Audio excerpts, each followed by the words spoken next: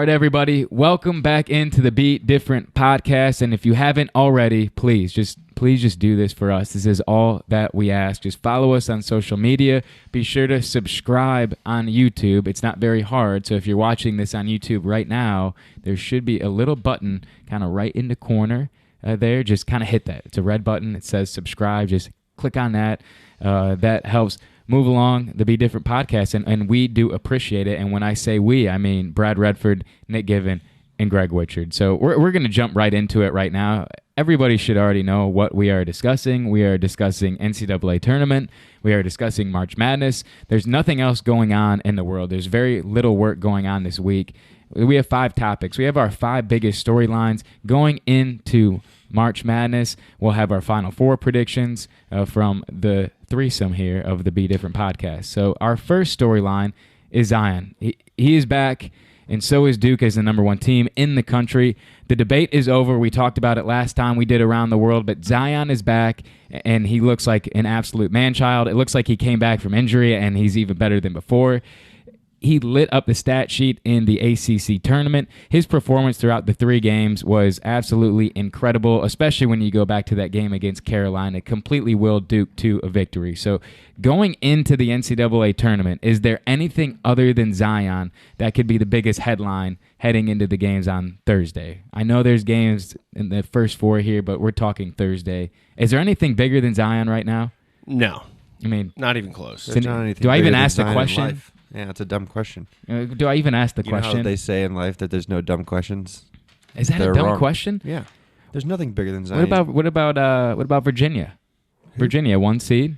Yeah, lost to UMBC last year. They just got blown out by Florida State, though. I mean, they're not. Brad immediately goes to his eventual winner asking questions. I was just curious. Yeah. Okay, we'll get there later. You immediately have to ask how everyone feels about your eventual winner. I mean, I can't get enough Zion right now. I mean, I want more Zion. If ESPN was 24 hours, 24/7 Zion right now, I would have zero issue with that right now. He's unbelievable. That performance I saw in the ACC tournament, that was the best performance that I have ever seen from a college player through a 3-game span. Agreed. I mean, that was against the competition he did it with, coming off of an injury. I mean, Carolina had no answers for Zion Williamson. Maybe Steph during his little run. The Steph run was incredible, but I get Zion's physicality. It wasn't as dominant, though. He was just shot lights out, I guess. He didn't miss a shot against Syracuse. And then against Carolina, he has 31 and 11, has the game-winning bucket. He's hitting threes. He's getting steals. He's dunking at the rim. I mean, how can you not be a Zion Williamson fan? And what you're seeing is people that absolutely hate Duke, hate him, can't stand him. They're rooting for Duke right now. How can you hate this kid? It's impossible. That's exactly how I feel. Yeah. I've hated Duke my entire life, and I found myself rooting for them on Sunday. Like, if he's not in the Final Four, everyone will be upset, including the NCAA, because they're going to lose a ton of money. Agreed. He went 33 for 43 in the ACC tournament. What about his rebounding numbers were double digits too, right? It looks like rebounding numbers. He had 30 boards, so he was 33 for 43 and 30 boards. He's a man. It's unbelievable. Good for him. Because we were debating last time, remember on the show, whether he should come back or not come back. I was saying just kind of ease your way into the ACC tournament, get ready for the NCAAs. Well, I was wrong. He went the he's not opposite. I should remember he's not a normal human being. We should all remember that. I think his ankle was fine the day after that game. All right, so maybe question 1 was a little bit of a softball, but no, there's nothing bigger than Zion Williamson going into the NCAA tournament. All right, topic 2, Pitino versus Louisville. The NCAA says that they don't do this on purpose. They have to. The 7-10 matchup in the East region is the number 10-seeded Minnesota Golden Gophers with head coach Richard Pitino against the number – I screwed that up, right? Against the number 7-seeded Louisville Cardinal, coached by none other than the former Musketeer, Chris Mackington. So this will be one of the first games on Thursday. Guys, how excited are you to see this matchup? And what do you think Slick Rick will be drinking before the game? I mean, Slick Rick will be in attendance for this game with a scarf. He'll be drinking bourbon. You know, he's a absolutely Kentucky guy. He's drinking some. He's drinking some Woodford, or he's drinking maybe some. He'll sneak some Pappy in. Maybe he'll sneak some Pappy in. You think so? I don't know. He's probably got a lot of pockets in those suits. Do you think he's gonna be there? Absolutely. It's his son. His son is coaching against He'll Louisville be in a box. in He'll the be in a NCAA box. tournament. There's zero chance Rick Pitino's not there. Plus, he loves being on camera. Do you know how many cameos Rick Pitino will have during this game? He's gonna have 1 million of them. It's gonna be incredible. I don't know. I'm just not nearly as excited as you are. Rick Pitino, and if you haven't seen my rap song, make sure you go and do that. But He'll be eating Italian sausage in the booth. Yeah, no, I love it. So, what do you think he'll be drinking before the game, Nick?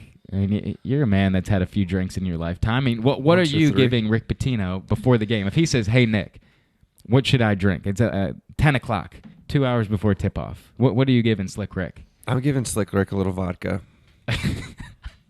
Nice little way to ease into a morning. Maybe at 10 a.m. Right? 10 a.m. 10 a.m. We'll slide that vodka into a Bloody Mary for him. Okay. We'll ease him in nice and smooth, and then we'll switch to maybe some Arnold, like some John Daly's. Okay. All right. Maybe a chocolate martini. Yeah. He'd be a chocolate martini guy. Yeah. Probably. Would you give him a pack of Newports too to smoke before? I feel like he's more of a Virginia Slim guy. Virginia Slim. Yeah. No, Patino definitely smokes Newports 100s. All right, Patino versus Mac. Who ends up winning that game? Mac. I just think Mac's a better coach. I think talent-wise they're pretty similar, but I think Mac gets it done. We're all going with Louisville. Sorry, Rick. Sorry, Richard. All right, topic 3, Upset City. Cinderellas, they seem to dominate the NCAA tournament, at least headlines going into the first weekend. Last year it was UMBC and Loyola Chicago. Loyola Chicago famously made it to the Final Four. In years past, we've also had VCU reach the Final Four, Georgia Mason reach the Final Four, Florida Gulf Coast go to the Sweet 16, and that's just to name a few. Who do you see in the first couple rounds, becoming this year's Cinderella? That was... Yeah, not everyone at once. Don't get too excited about this question, I honestly guys. don't know. That's a good answer. I just don't know. What about who would you want to be the Cinderella? Is there any team that you look at it and you're like, man, that team gets me excited. That team gets me a little hot. So what are we considering a Cinderella here? Like, 7 seed and below? Yeah, it's fair. 7 seed and below? I think anything that you consider like an upset to the Sweet 16. I could see Villanova going to the freaking Final Four. Yeah. Okay, so that would be kind of a Cinderella. But they've won 2 national titles. That's not a Cinderella though. But they're a 6 seed, and I could see them going to. I see where you're going. I don't know if you're really answering the question or my question, and I think when I want you to answer the question, I'm not mad at you, and I see where you're going.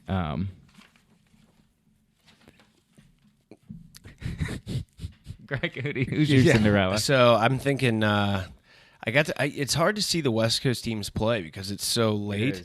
But I did get to see Utah State play a couple times, and they're a good team. Oh, like Utah State? Yeah, they beat Nevada twice this year. So you don't think they're going to be feeling like fat cats just for being in the tournament? No, okay. I mean they won the. Whatever the fuck they're in. The Mountain West, I think. Yeah, they won the Mountain West, I'm pretty sure. But they can definitely beat Washington in their first game. And then they'd have to play UNC, which that would be the upset for me. Utah State over UNC. Utah State over UNC. That would be. Is that on your bracket or is that just no. Okay? No, Hell that's just wishful thinking. Bracket. Okay. That's just you asked me who I think could be, a Cinderella. I would say Utah State. All right, I have 2. Okay, I got 2. Let me guess, Murray State. No, I actually have Marquette. Okay. I actually have Marquette. That's I'm not getting off Marquette yet. I've seen them too much, and if they put it together, I think they beat Murray State. I got Belmont going to the Sweet 16. Yeah. So I have Belmont winning the play-in game against Temple. 20-game winning streak. Then beating Maryland, and then beating LSU or Yale. So I have Belmont as my first one, and then New Mexico State is my second. So I got those 2. So those are my two Cinderellas to watch out for going to the Sweet 16. If you have kind of a Cinderella Final Four, I think Villanova might actually fit that shoe. I'd be surprised if they made it in. My surprise Final Four, and I don't have this in my bracket, would be Florida. I'm just going to throw Florida out there. I think they're playing really well. They defended at a high level in the SEC tournament. I actually don't mind the teams that they play really all the way to the Elite Eight if they can make it happen. So I'll throw out Florida randomly for my random Final Four team. Okay. Is that fair? Yeah, fair. All right. March Madness technique. This is topic 4, and this is probably our most important topic. So if you are about to press the pause button or stop or maybe go to a different podcast, which I have no idea why you would do that, but March Madness is a gauntlet for everybody and not just the players. But, man, it's just a lot of basketball to consume and to watch and to make sure you're paying attention and watching the games in real time that you really want to consume. You will also be consuming drinks, and occasionally those are going to be adult beverages. There's games from Thursday noon, 11:30, all the way until Sunday night. So, what do you do to kind of compartmentalize throughout the week, work-wise, family, other relationships, and then, how many drinks do you consume Thursday to Sunday to make sure you can all really the way through Thursday? Just to make Sunday? sure you can handle the marathon of what is March Madness. I mean, I guess this is more March Madness etiquette. Like if you were giving a class on how to approach Thursday to Sunday, I just am very curious of how you would handle that. It depends on your schedule. I can tell you how many drinks I'm going to have this weekend. Okay, yeah, go ahead. So I have to work. I have to work at 4 o'clock on Thursday. Mm-hmm. So I'm only going to have 5 drinks throughout the day. Okay, only 5 until I get to work, and then I'll have about 5 more. Okay, then so it's a strong day. Yeah. Then Friday, I have to film a game in Centerville at 7. Ooh. So I'll probably get up there pretty early, watch a bunch of the games at my parents' house, and then probably have a beer or 3 before I go film. Okay. Drive home, miss some games, which I'm salty about, but it's okay. Yeah. Saturday, I don't have to do anything. So that's kind of a wild card. So it's going to be a long day. Yeah. It's going to be a long day. Lots of sitting, so lots of drinking. Does that concern you about Sunday? I think it's Thursday to Saturday, Thursday to Sunday. I think and then Sunday, I'm going to have a bottle of wine, and watch a bunch of games too. Okay. So I'm thinking it's a good 25 drink 4-day period for me. 25. That's high. I'm going to write that down just so I have a gauge. We'll talk next week about how many. We'll submit that to the counselor. Yeah. Later. All right. March Madness etiquette from Nick Given. That was exactly very similar to what I thought it would be. So thank you for sharing that. Hey, 5 years ago, it would have been 40. So how big are the drinks? All right, Greg, go ahead. I'll go by. So normally, what I would do is, that first 12-15 game, I've got computer, iPad, all on a different network. See, he's like much more different. Technical. Yeah, more technical. I want to make sure I can see at least 3 to 4 live games going on at a time. And so I get all those set out. You got to have a six pack of IPAs and then maybe a 12-pack of light beers to for after to the cruise IPAs. it out after. Yeah, you don't want to wake up too bad of a hangover. Right.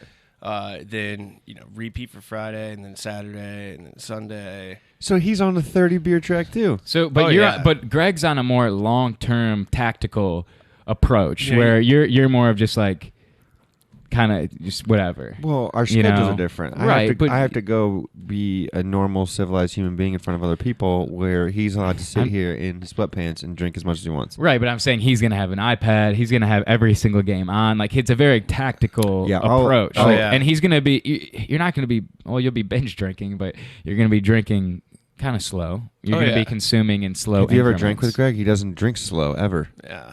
Yeah, it gets pretty fast. So do you get nervous that by Sunday or Saturday that you won't be able to continue watching games? Or No, I'll always be able to watch the games. It's just if it's going to be a water or a beer in my hand, that's about it. All right. Well, I like to. I don't even know if I want to go, but Friday I'm taking work off, so I'll be in Columbus at a bar by 11:30.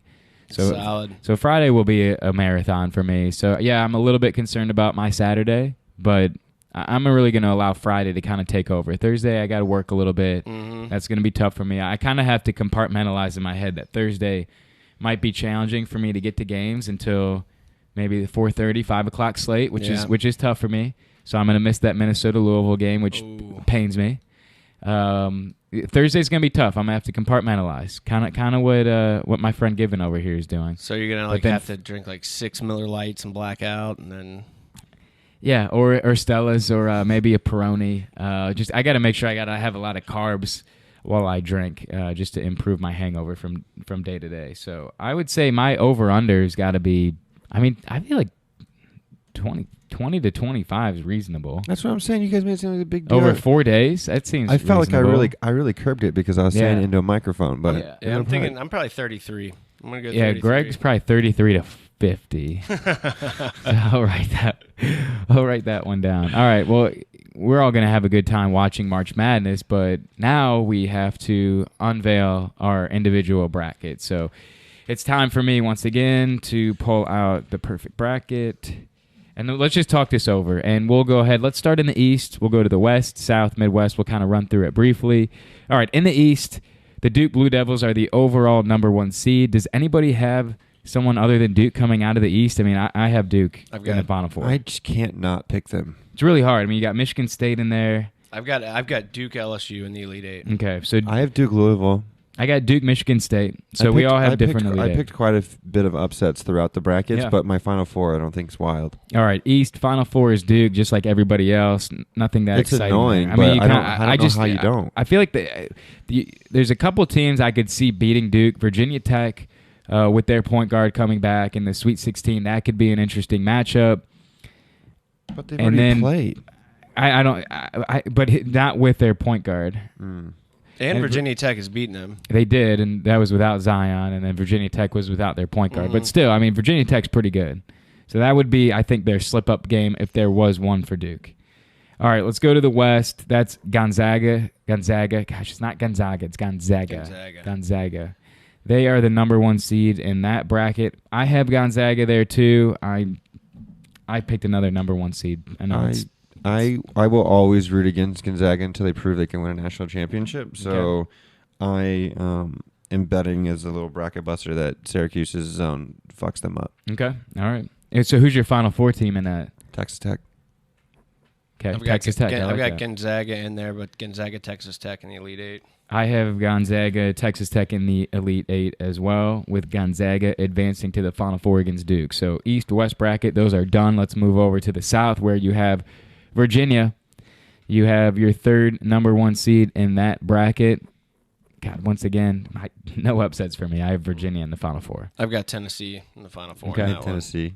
So 2 for Tennessee, 1 for Virginia.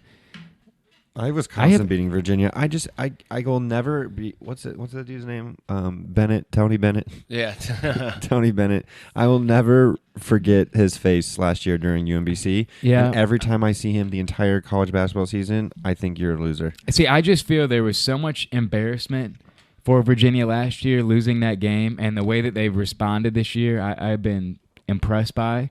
They have DeAndre Hunter, Ty Jerome, Kyle Guy are big-time playmakers. They have bigs. I do not see them getting upset this year, and I see them really playing well. So that's why I have Virginia in the Final Four. Okay, it is what it is. And, I mean, Coach Bennett is a godly man. God has to be on his side that he can't do this to him again. I was going to say, All God right. spanked him in front of I know, that's what everyone I'm saying. But last year. God tests his loyal followers. Like, it wasn't like UMBC threw up so like he's coming a back. Hail Mary at the end to win that game. They beat him by 20. Yeah, it was an ass whooping. There's no doubt about that. All right, well, I took Virginia. We'll see if that works. All right, Midwest bracket. Carolina is your number 1 seed. Kentucky is your 2 seed. Your 3 seed is Houston. Your 4 seed is Kansas. I have Kentucky advancing to the Final Four in the Midwest bracket. I do too, only because it's so hard for me not to write them in. If you're a fan of Kentucky, It's you so might as well hard. because they have a legitimate chance at the Final It's Four. just so difficult. I got North Carolina. Okay, so Carolina and Kentucky. So wait, Greg, do you have all? Wait, no, you have Tennessee. So, I've Greg, got why don't you go over your Final Four? Final Four is Duke versus Gonzaga and Tennessee versus North Carolina. Given your Final Four. Duke, Texas Tech, Tennessee, and then Kentucky. Okay. All right, my Final Four is Duke, Gonzaga, Virginia, Kentucky, with Duke and Virginia playing in the national championship game. And I got Virginia winning the national title, the Cavaliers. Wow. Yep, I have Virginia. I have Duke UK rematch and then Duke winning because even though I think everyone's going to pick Duke, I just understand why they do. Mm-hmm. I want that ACC rematch in the national. That'd be so championship. good. You want though. Duke, Carolina? I would be in. I actually am kind of Carolina rooting for for Duke, that. Carolina, or Duke, Virginia. The ACC bias is real. Like I Yeah. just want, which is think bad, but Duke UNC would be the coolest national championship. by far. I agree. Yeah. I think Virginia would be a great storyline, though. And honestly, the only reason I picked Virginia in the national title game to beat Duke is because if I'm in a position in a bracket to win and everybody has Duke, I want to have the other team. Yeah. I do. I want to have that other So group. you ultimately think that Duke will win? If you had to give up your Duke, whatever's in your let's just say- whatever's in your checking account, you had to put up against. Let's just say that the Duke will be favored in that game. I mean, the odds will be Duke again -3, -4 like in that what game. you said. You did not answer So I my mean, question. So it would be dumb of me to put all my money on Virginia when they're the underdog, but I'm going with Virginia. It's a gut feeling. I mean, a lot of the decisions that you make on the bracket, it's gut feeling. It's where forget about you got to go with your heart sometimes and what you're really feeling in the kisser. Is that what Vegas says? You got to go with your gut, man. Just kidding. Well, I had a perfect bracket last year, so I'm looking forward to having another perfect bracket next year. Can we do a wager between the three of us on this? Do you want to do a wager? What kind of wager? I was thinking. I'd like to. I literally filled this out 30 minutes ago. I'd like to. Send look at another it again. bracket then later. But this is We're gonna do public. I mean, it's just Yeah. okay. Okay, fine. This one. Fine. Yeah, throw them in. I mean, I know Virginia's not going to win, so I don't really have too much. All right, throw them in. What are we betting?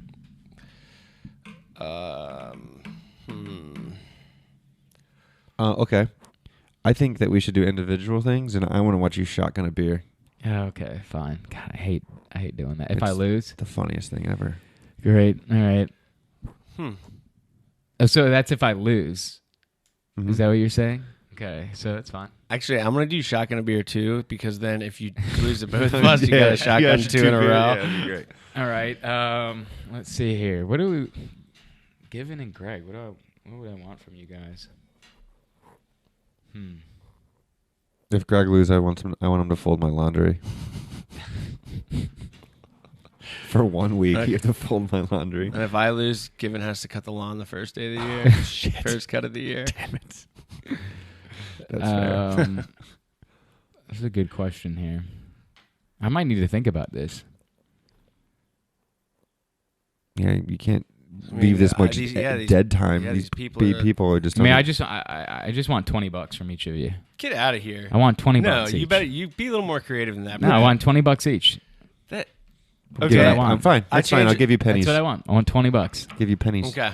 That's right. He picked from each of Virginia. you. It's If I fine. win, You I pick want Virginia. $20 Pick for each of you Virginia. That's Pick bracket. fine. Virginia. Okay. It's fine. And I also want you on. The string bet. Yeah. I want you on the podcast to just say how 30 seconds, just all positive about my mind as just a business mind, a basketball mind, like a cultural savant. Like I want 30 seconds of that. Okay. So $20 and 30 seconds. I think you get either or. So I want the 30 seconds. Okay. Yeah. Okay, and we'll That's put more it, valuable. and we'll put a clock on. Okay. We'll put a clock on, and Okay. How about this? Whoever's isn't, and we'll come with written statements, and whoever's isn't, you'll read them blindly. We'll print them out, and then the loser of the written 30-second statement has to give you $20. okay, fair enough. So I get $20 and I get 30 Greg's seconds like, for this is both of Well, you. this, we'll see. Okay. Okay, this is on camera. So really quick, Brad has to shotgun 2 beers with a loss. Yeah, 2 beers in 5 minutes. Okay, that's just not what I enjoy doing, but I'll do it. All right, Given, you have to mow the lawn. Just the first cut. Mow the lawn, first cut. First cut's the worst That's cut. And explain Brad's greatness. Try to explain Brad's greatness. No, explain Bold italicized my try. greatness. And then Greg, you have to fold Nick's laundry for how long? For a week. I'm going to get all my laundry done. And then also explain Brad's greatness in case people don't already know. The cool thing is I just really feel like Brad's going to have to shotgun beers. Yeah. I can't wait to win this. All right, so that was great, guys. Thank you guys for putting in so much time on your brackets. And as far as everybody else out there, just enjoy this week. This really is one of I mean, it should be everybody's like one of their favorite top weeks It's the best throughout week. the It's year. best I mean, it weekend is in just sports. fantastic. It's just so much basketball, so much fun, great games all across the board. Just enjoy yourself, all right? If work slips a little bit, it slips a little bit. Okay, hopefully you have a boss Does that your won't boss work? fire you. Listen to this.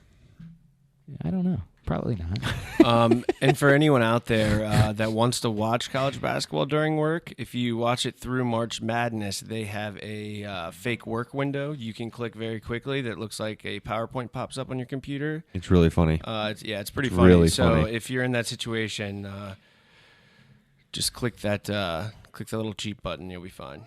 All right. Well, that is it for the Beat Different podcast. We will see you guys next week.